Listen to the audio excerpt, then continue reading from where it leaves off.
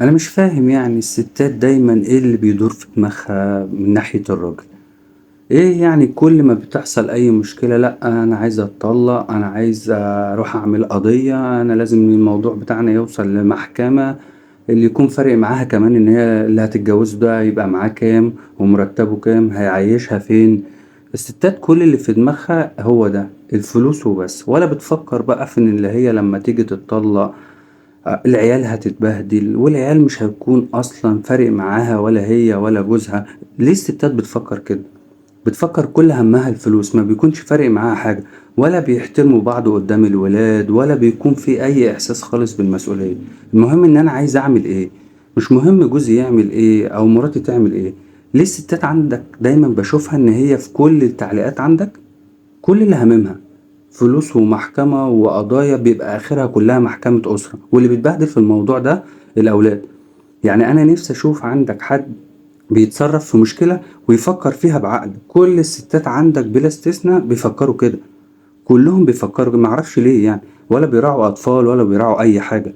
أنا بعتلك عشان خاطر أقولك بس إن أنت على الأقل إن أنت تنصح الستات اللي عندك ما تفكرش في الموضوع دوت، اللي هو أهم حاجة في الجواز الولاد. يعني حتى لو هما ما ينفعوش يكونوا لبعض وهما متجوزين وهيتطلقوا، على الأقل يكونوا محترمين قدام الولاد.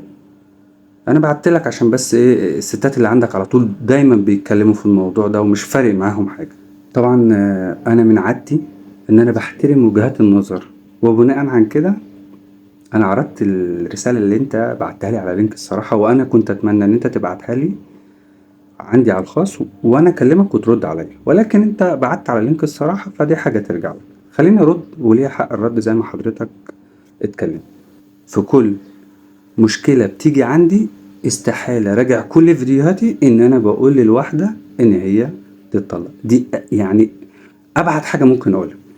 ولكن لما انا دايما بنصح بمشكلة حلها بشوف الحل بين الطرفين، لان انا دايما بحط نفسي ان انا صاحب المشكلة برد على صاحب المشكلة دي كأني الطرف التاني، وبقول دايما حل وسط. واكيد الناس بتشوف ده، مش معنى ان الستات بتفكر زي ما انت ما بتقول. اللي انا عايز اقوله لك ان انت رميت الرسالة وجريت. يعني لو انت مثلا كان عندك القدرة ان انت تقدر تتناقش معايا في حاجة كنت اتمنى، ولكن انت مش هقول لك برضو لان اسلوبك ما عجبنيش، مش هرد عليك بنفس اسلوبك. ولكن الست اللي انت بتتكلم عليها اللي كل همها الفلوس وكل همها القضايا والمحاكم وان هي شغلها الشاغل، الرقم كام؟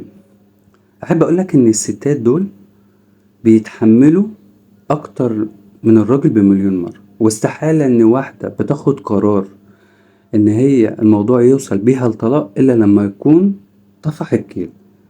ورحم الله امرئ عرف قدر نفسه. والناس عندي في منتهى الاحترام بيردوا بكل أدب، وما عنديش حد بيغلط في حد استحالة. أعتقد إن كل الناس اللي عندي متابعاني وشايفة الكلام دوت تشوف الكومنتات. لو لقيت حد بيقول رد مش معقول، مش اللي هو مش كويس، أنا برد عليه وبنصحه إن هو يرد برد كويس، لأن مفيش حد يتحط في مكان حد، لأن كل واحد بيبقى عنده مشكلة بيبقى مفيش حد هيحس بيها غيره. ولكن بقى قصة بقى إن الست همها الفلوس وهمها الكذا، زي ما في رجالة كويسة جدا ورجالة أكيد في ستات برضو كويسة جدا وطالعة من بيت محترم وولاد أصول وبتتعامل بالأصول. وكده كده الطيور على أشكالها تقع. يعني لو حضرتك قارنت إن أنت بتقول إن الشغل الشاغل مفيش حد بيحترم الولاد إنهم بيبقوا هما الضحية، أعتقد إن أنت لو رجعت فيديوهاتي إن في أي فيديو دايما بنصح الولاد نخلي بالنا من الولاد. ولكن انا مش هبرر لك واقول لك، يعني انت ممكن ترجع للفيديوهات عندي وتشوف. فانا حبيت ان انا ارد عليك واقول لك ان الستات دي، ودي انا متأكد منها في مليون في المية، ان مفيش ست هتاخد القرار ده الا لما يكون خلاص اللي هو العيشة بقت صعبة. فطبعا الستات طبعا اكيد هترد عليك. يعني اكيد الستات الموجودة عندي هترد على كل اللي انت بتقوله دوت. ولكن مش كل حاجة الفلوس. يعني ابسط حاجة خالص يا سيدي اللي انا هقولها لك، الكفن ملوش جيوب. احنا مش عارفين مين فينا اللي هيموت قبل مين.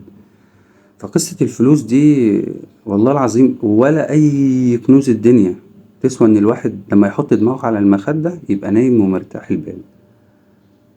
بس ده كان يعني رد بسيط جدا من اللي أنا عايز أرده لك، لأن أنا رحم الله امرئ عرف قدر نفسه، فأكيد أنا عارف قدر نفسي فمش محتاج اللي أنا أقوله. بس